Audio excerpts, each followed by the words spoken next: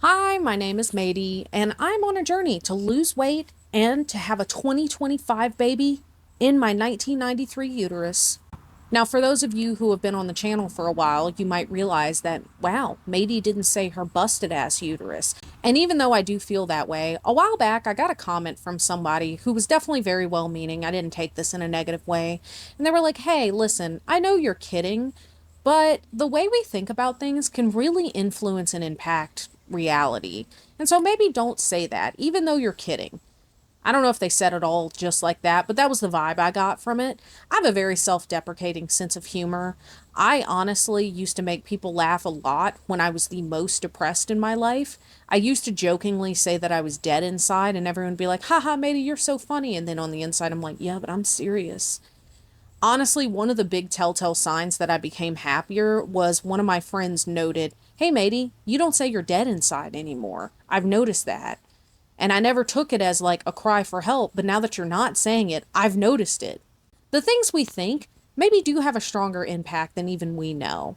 The Miracle Morning is this book written by Hal Elrod, and I doubt that I'm the first person who's told you this. You probably know about it from other sources.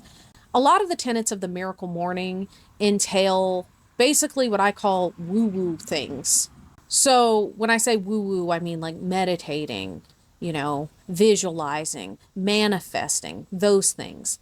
And those are things that I don't necessarily believe in, but I also don't not believe in them. Sometimes they really resonate. And when they resonate, that's kind of when they're the most powerful to me. Regardless, I don't know if I put this video out, but I did sit down and talk to the camera a little bit the other day about how I've been in a serious slump lately. The short version is the fertility stuff's getting me down, you guys. And I feel like if I can't do things perfectly, I shouldn't do them at all. And that's stupid. That's not a smart mentality. Nobody listen to me. But it is something I've been feeling lately. And so I've been trying to get away from that. My 1 cup of cereal at night that I account for the calories for is not going to ruin me. So I need to stop feeling like it will. Regardless, seems like a very mental health focused challenge. And I haven't really had one of those on my channel. So I don't want to ramble on for too long, although, that's kind of my brand. But I do want to tell you guys what this will entail. The Miracle Morning is touted as one of those things that'll just change your life if you do it every day for X amount of time. I actually think he says to do it for at least 30 days. For the sake of this challenge, I'm going to do it for a week, but honestly, the plan is to keep going. And Hal Elrod has this really cute acronym that helps you remember what you should be doing every morning. And he calls them your life savers, but savers is the acronym part.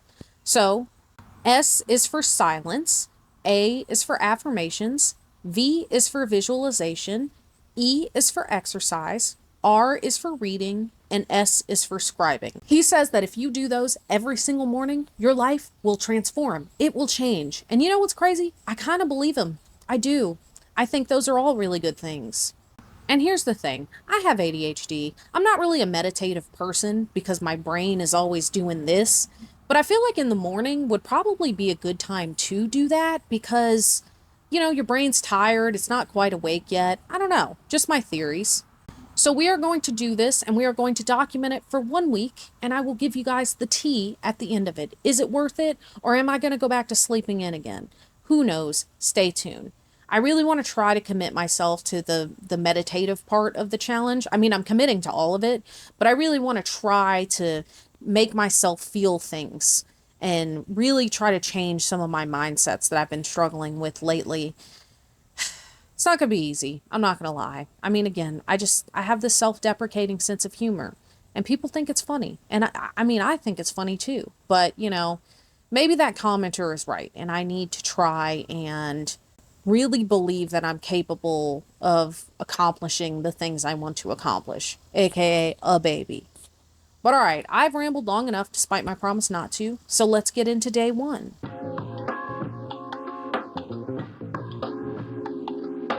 If you're looking at this challenge and you're like, matey, this is not for me, then I completely understand how you feel.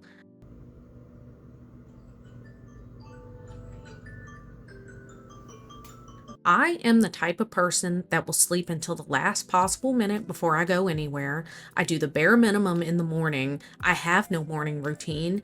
And this problem has been exacerbated by the fact that I work from home. I don't even have to get dressed to start my job.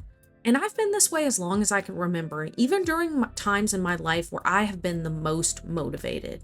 Something that really resonated with me is that Hal Elrod talks about how hitting the snooze button may seem like a split-second decision that only impacts that specific moment, but really hitting the snooze button can affect your entire day, and making that decision every single day really can start to impact your life as a whole.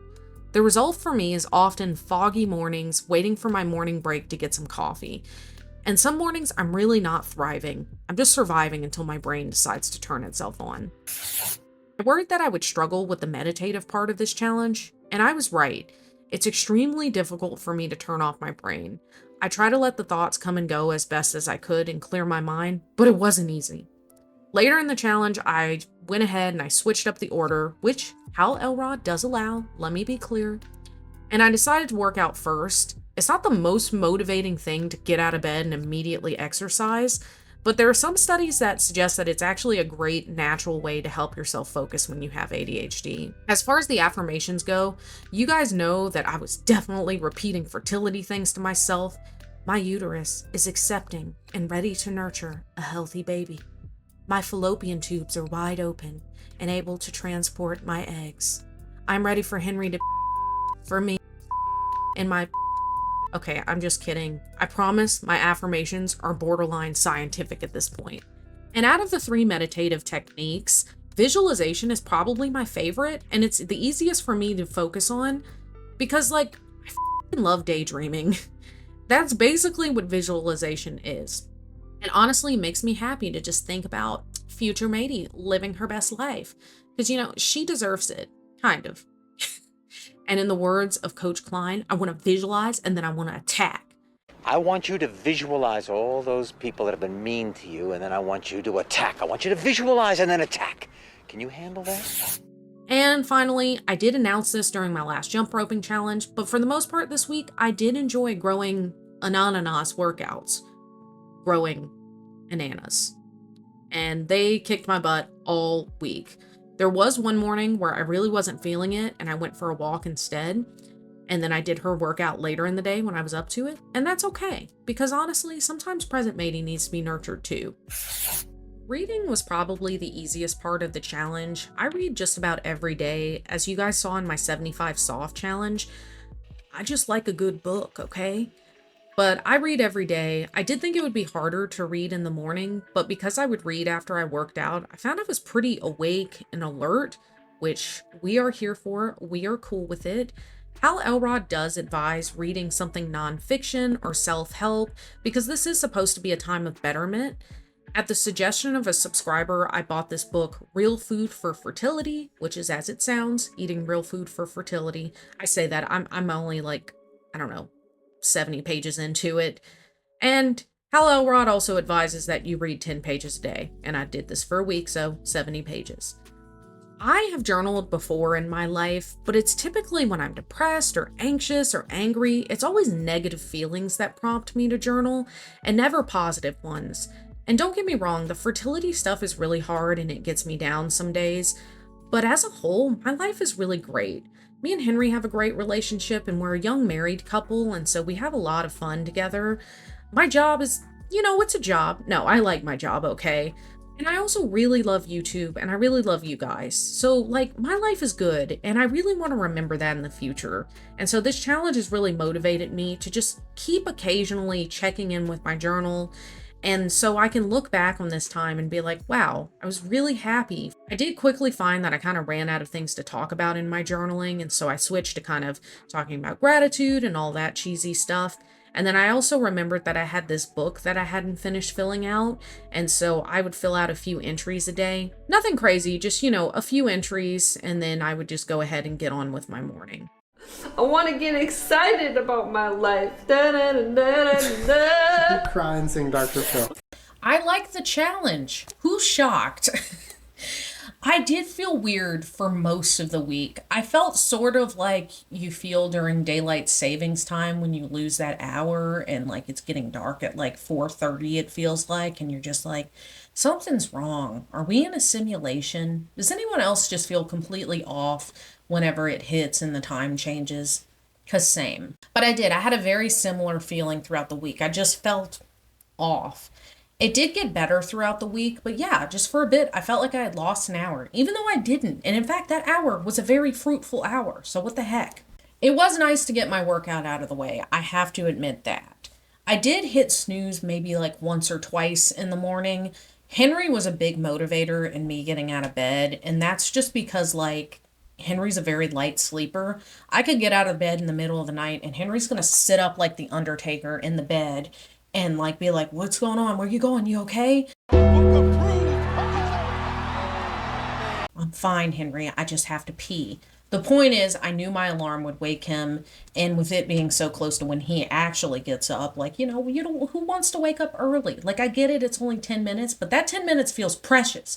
So I really did try not to wake him up. I probably failed, but he was a big motivating factor. So I would snooze a little, even though Hal Elrod tells you don't snooze. I would snooze once or twice, but no more than that.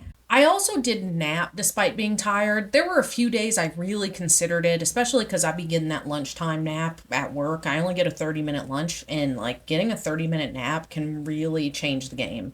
I love a good 30-minute nap. But, I don't have the self-control to do that like on the weekends, but on the workday when I have to get back to work. But because I wanted to sleep at night, I really tried to avoid napping. I also did limit coffee generally to a cup a day. Just because, A, that's what I generally drink anyway, and B, as you guys know, I plan to not drink coffee during pregnancy. I know a lot of people drink coffee during pregnancy and they're fine. That's just a personal choice that I am making based off of the research I have done. I do not judge you if you enjoy your caffeinated beverage, but at least for my first kid, like, I don't want to drink coffee. Point is, I only drank one coffee, and there were some days I felt like I could use more. So my quick tips for how to wake yourself up whenever you're struggling and it's like the middle of the day. My biggest one was chewing gum.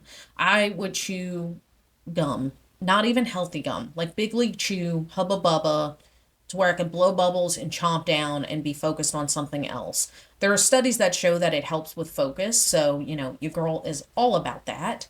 We've had some cool mornings this past week, so I've definitely stepped outside during like my little morning break and gotten some of that cool fall-ish air.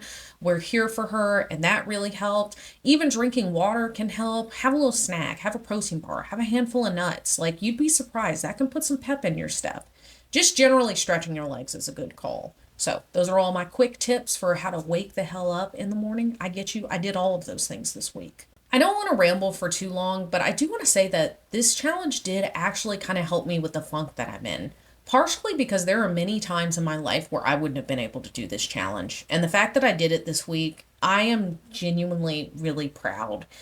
I think that's part of it. I don't know if it's just kind of just the challenge itself is very self-care. It's very demure. It's very mindful. I'm sorry, I had to say it. I feel like Hal Elrod invented the challenge for very demure, very mindful. If you're tired of hearing very demure, very mindful, well, I'm not, clearly.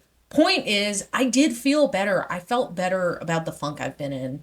I kind of want to carry this energy into vacation, and I'm not saying I'm going to be perfect during vacation. I will vlog it. You guys will see it. And to be clear, I do actually want to continue this challenge. The challenge for me ended yesterday, and I did do it this morning.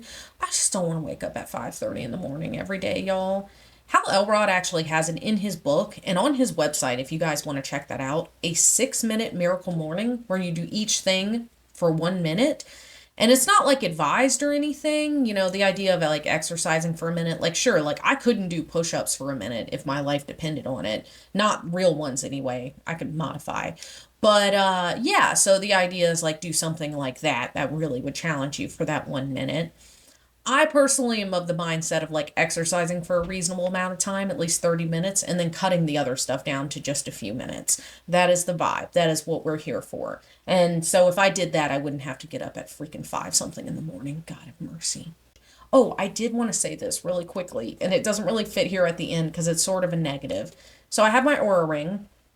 And I don't want to prattle on too long about it, but basically a few of you asked for a review. That will be coming, but probably in a few weeks. I just have a lot of videos lined up.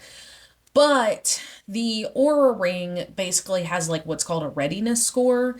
I'm not entirely sure what it all means, but it kind of a lot goes into it, like your sleep, the quality of your sleep, if your body is stressed, just overall how you're feeling and how resilient you are to stress. That's how I've taken it.